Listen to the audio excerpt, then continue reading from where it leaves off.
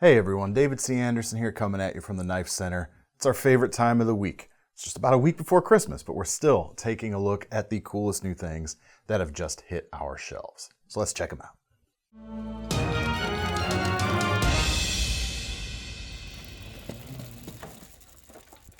All right, we've shown a lot of good gift items lately, a lot of good affordable stuff.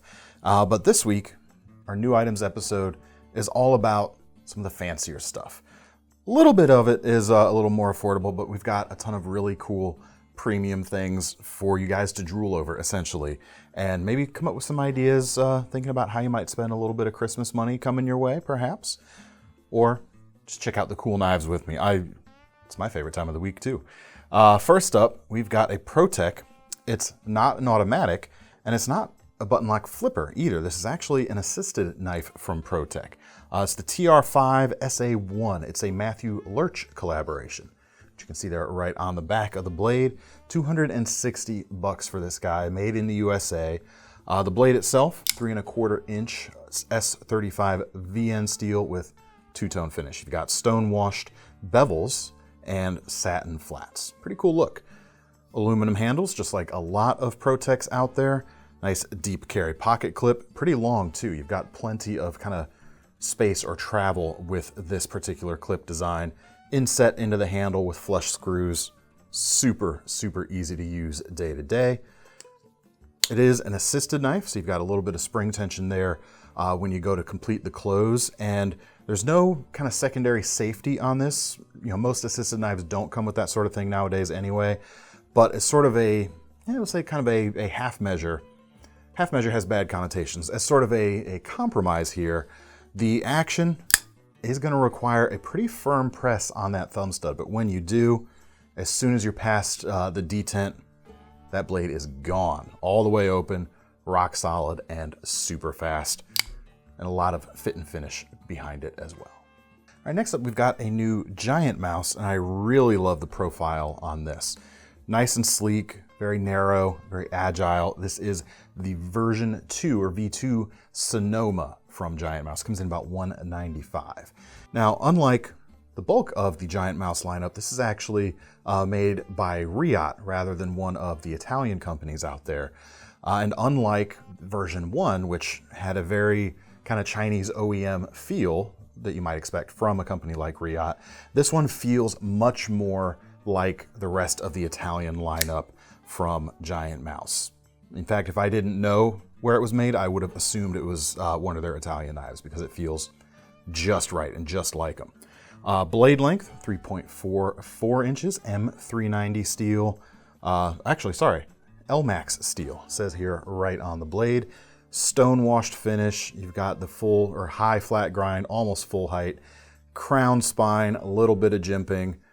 Nice silky feel to that spine. Nice narrow blade. It's going to be very agile as you use it. Micarta handles, and unlike the flat titanium slabs of version 1, you've got some nice contouring going on this V2 knife.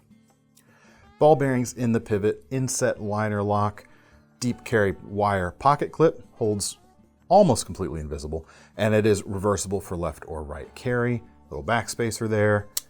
Folds up nice and narrow. I'm telling you, I really love this profile. Easy to flip, very comfortable in the hand, easy to choke up on when you need to. Just so nice. All right, next up, we've got another knife actually made by Riot. This is the Esnyx Knives Silver Line Beer Buster Jr. Nice front flipper design. Comes in $294, and these are more limited in nature.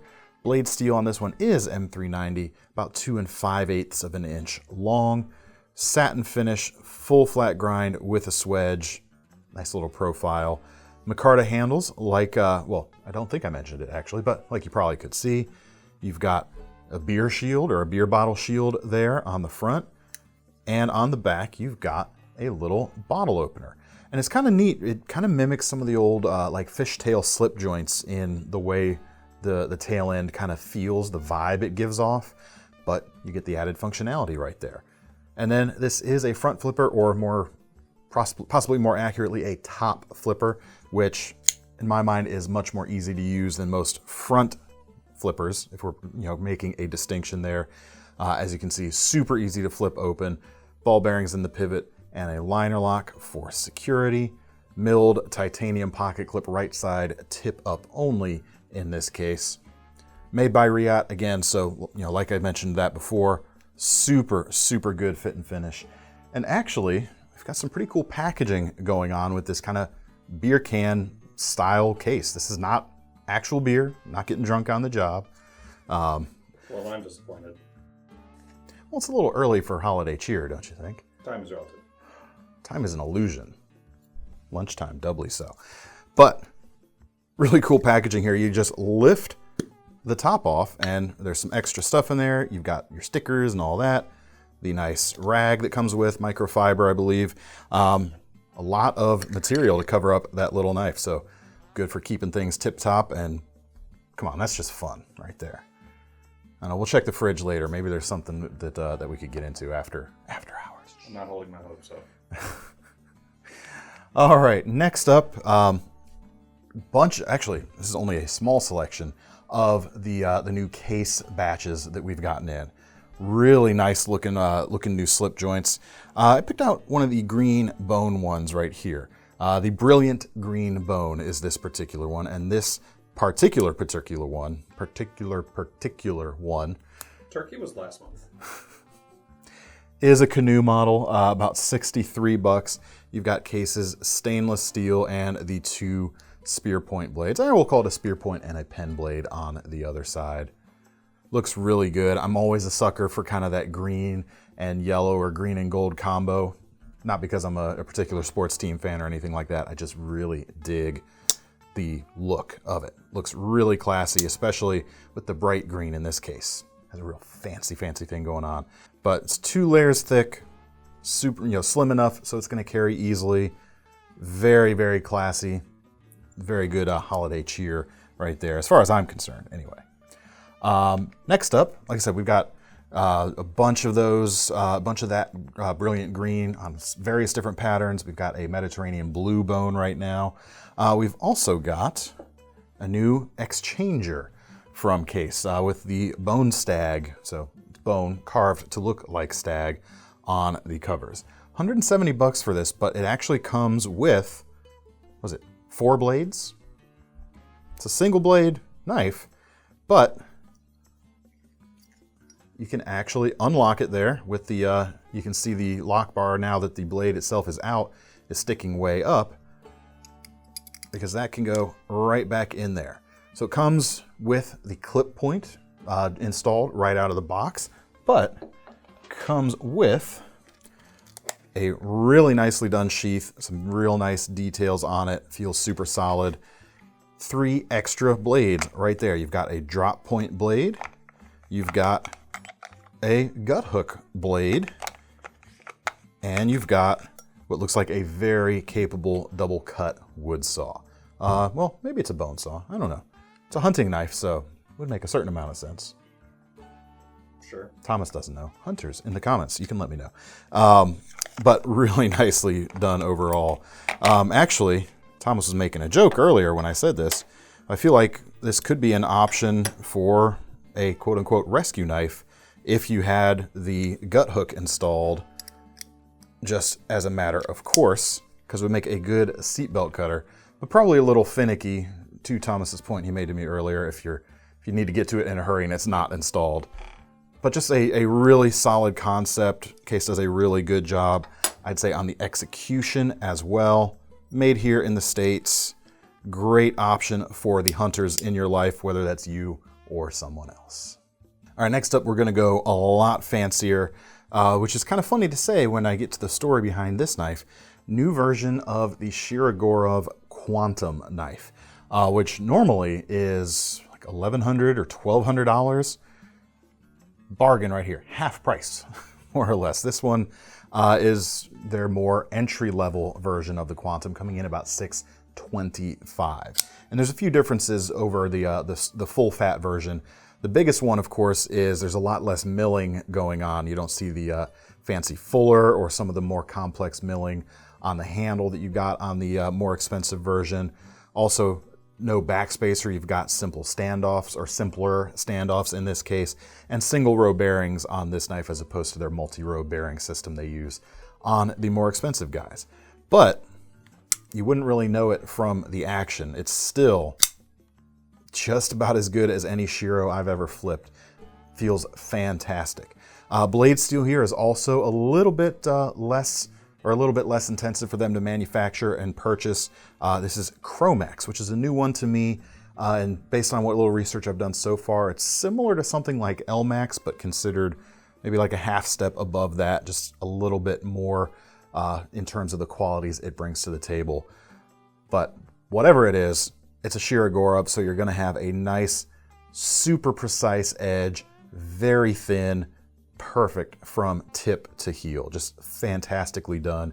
The Quantum's always had this really nice slicing profile, thanks to the belly on the blade there and the high flat grind.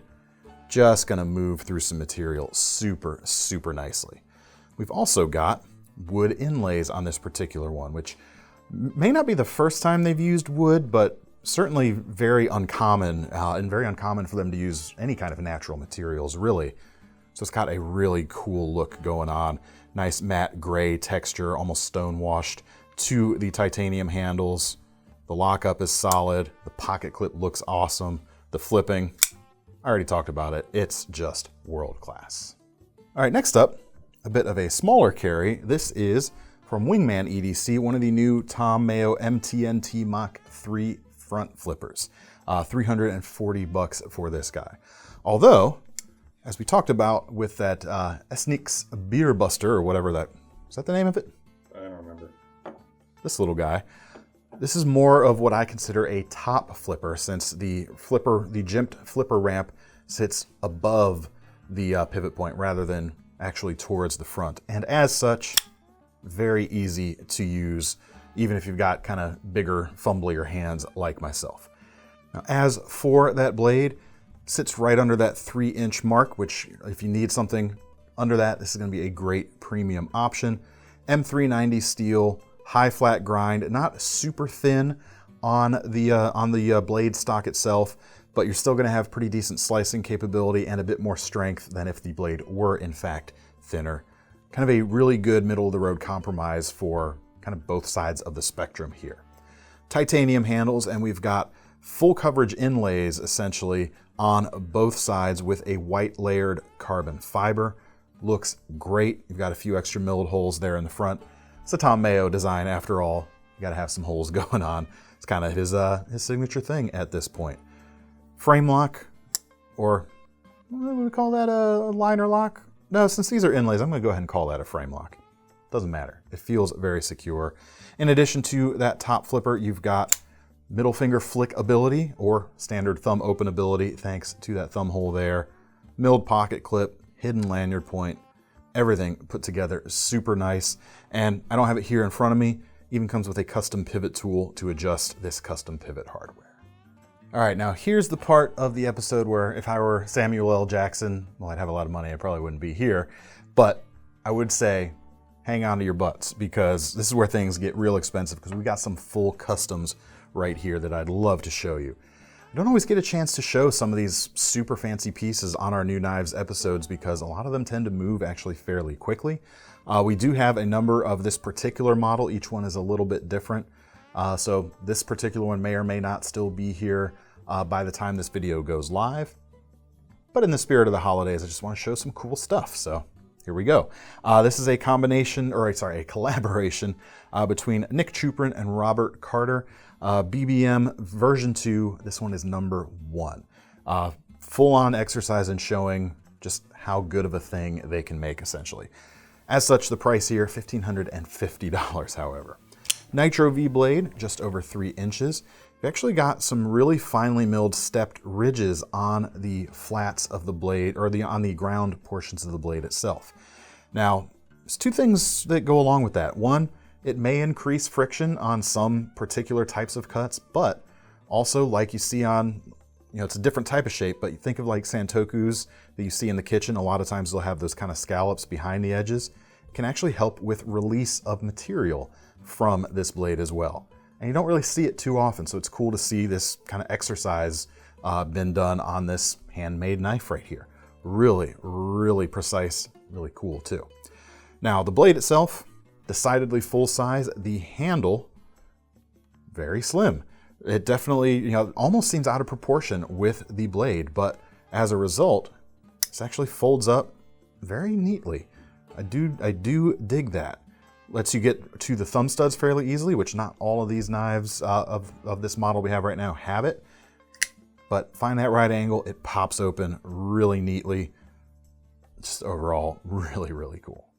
Now, if you'd rather spend more money on your knife, good news. I've got an option for you here from ADV, Andre de Villiers. Check out this butcher flipper, $2,600 or just under that right now, because this one is done to the nines. You've got a 4-inch blade, VG10 Damascus, compound grinds, great looking finish going on. Just tons of detailing on the handle here. You've got some heat anodization. You've got these copper inlays with some etching going on there. Super, super cool. Really intricate clip, intricate finishes throughout. But at the base of it, it's still a hard-working folder like any other good ADV. Flips open really satisfyingly. Wow. And this is a knife I never would have had a chance to hold if I didn't work here at the KnifeCenter. Because even if I saw this at something like Blade Show, there's no way I would be going up to pick up one of these things, because I'd be a little too scared to do that. You can almost buy 2 of Thomas's trucks with one of these guys. Almost. Almost. Not quite. Not quite. He does have... Well, I'm sure it's depreciated enough you could. Well, there is that. I was about to say you had some standards, but never mind. Maybe you don't. If you like that kind of ADV build quality and that ADV style, there are significantly less expensive versions that you could get your hands on, I should say. Not cheap knives still, but you can get anything from that, fully decked out fancy version to a more kind of basically finished looking knife. This is the Milspec finish on the Harpoon that we currently have right now, coming in at $425. So like I said, not a cheap knife, but it almost feels like much more of a cheap option compared to what we just looked at. Blade length here is 3.6 inches. You've got that Harpoon point profile going on and a full flat grind, which actually you don't see as often as I personally would like on some ADV stuff too. It gives it a little bit more slicing capability. N690 steel, nice black stonewashed finish, kind of muted stonewashed finish on the titanium frame. Pocket clip with a roller at the pinch point, which is pretty cool. And frame lock, ball bearing flipper, still has that same great thwack that you know and love from everything he makes. All right, we're gonna keep the big overbuilt and beefy train going with this Medford right here, a USMC fighter, his take on the K-bar essentially. $525 for this guy.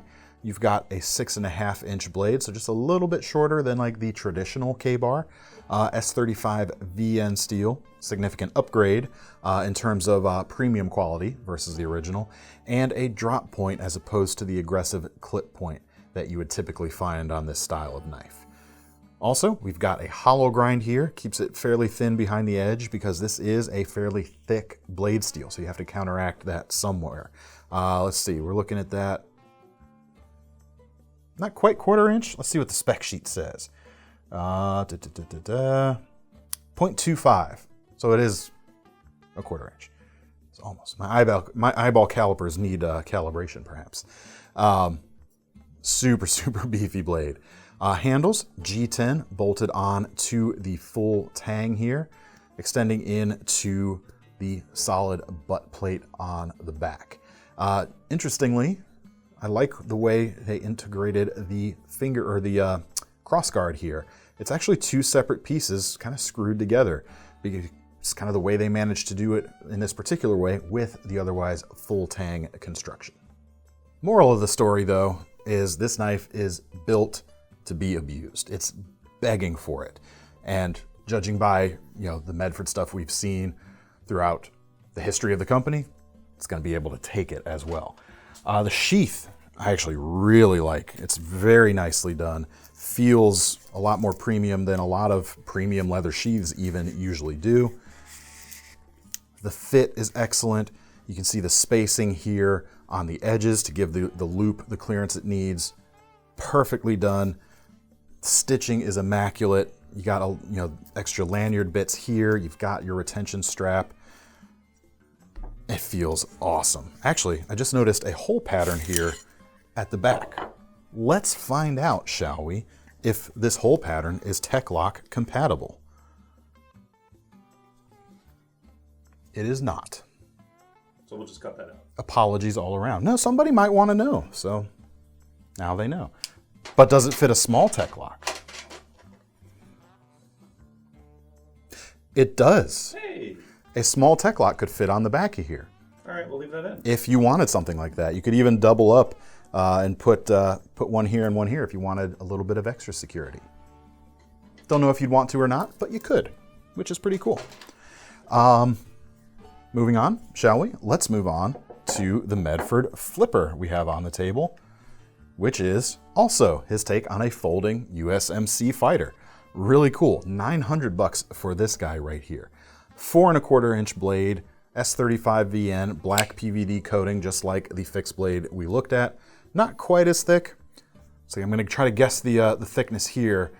But here's what threw me off when we've been talking about some things before. The edges are chamfered, so it kind of throws things off visually a little bit. Let's say that's about 3/16 of an inch thick. What do we got? 0.19. So 3/16 is 0.1875. Close enough. I'm counting that as a win. Flipper, like I mentioned, titanium frame. We've got black PVD coating on this as well, with some cool bronze anodized accents. The butt plate there does the same thing. You've got the pocket clip with a ball bearing at the end. You've got a pivot with kind of 6 divots there, almost like a revolver or something like that. Beefy on the blade for sure. No ball bearings in this pivot. Kind of in the spirit of a hard use Medford knife, you're going with washers here. So you might have to put a little bit of wrist action into it until it gets broken in, but you're gonna have something that's much more capable of standing up to things like dust, grit, and debris if you're really putting this knife to use. And let's be honest, you should, because like I said, it's a Medford, it can definitely take it. All right, next up, almost the most affordable thing on the table this week. I think the first case knife we looked at sneaks in under this just a little bit. DoubleStar Ahab-X. New versions of this in stock, new KnifeCenter exclusive with the orange and black right here.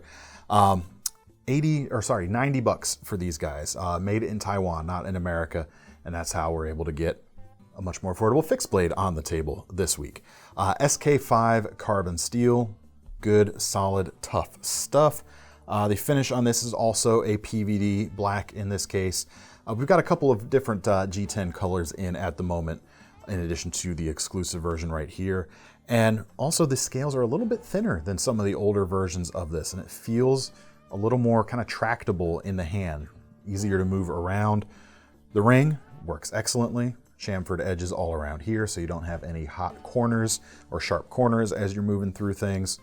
Solid defensive options, and especially now with the slimmer scales here, it makes it even more recommendable as an EDC defensive fixed blade as well. It's going to be good for some of that daily utility stuff. Sheath is going to make it very easy to carry too. Injection molded, not Kydex, but you've got a TechLock style clip here at the back. It's not a name brand TechLock, but the whole pattern is the same. So you can carry it inverted, horizontal, or standard up and down like this. You could strap it to some other pack stuff if you'd like as well. All right, next up, we've got a couple of automatics to end the video, and the first is from Red Horse Knife Works. This is their Hellraiser P in automatic format, coming in $285 right now.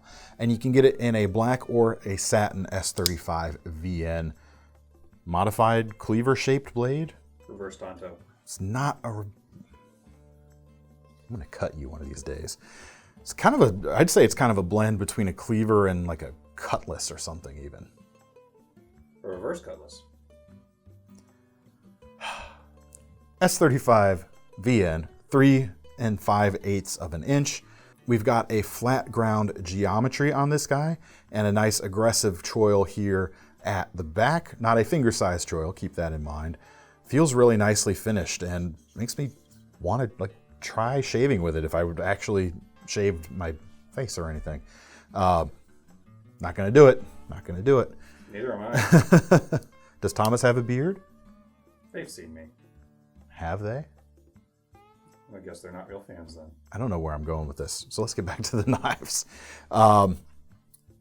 Really nicely ground blade, let's be honest. Carbon fiber handles, some nice red accents, and push button automatic action. Works quite nice. Not the fastest thing in the world, but feels nice and solid. The travel was super smooth, not gritty at all. Very nicely done. Pocket clip there is right side or left side, tip up only, but it is reversible, which can be nice because even though the lock itself with a push button like this is right-hand biased, still very easy to use left-handed as well. Last but not least, we have a little baby Manticore S from Heretic Knives, also coming in about $275 right now. Blade on this particular guy is about 2.5 inches, not under that 2.5 inch mark, it's just over, so if you have that as a consideration, do keep that in mind. L-Max steel, nice drop point with a recurve and some nice two-tone finishes going on. Really nicely done. Simpler black aluminum handles here, but the tail cap piece, or the tail of it with the ball bearing, is all integrated. It's one smooth piece per side. Deep carry pocket clip, not reversible, so this is not really a very lefty-friendly automatic. Would certainly work in a left hand, but you're not going to be able to carry it with the pocket clip quite the same way as a righty would. Action, super nice. Manticore. The Manticores from Heretic always feel super snappy, really, really nicely put together. All right, that is all the time for this week, everyone. And yes, again, I promise, even though it may have sounded like it, I wasn't drinking on the job, I promise. But that's all the time we've got to show you knives for this week. If you want to get your hands on any of these guys, we'll leave links in the description to take you over to KnifeCenter.com. Make sure you sign up for our Knife Rewards program, because if you're going to spend this much money on a knife, you might as well earn some good free money to spend on your next one. I'm David C. Anderson from the Knife Center, signing off. See you next time.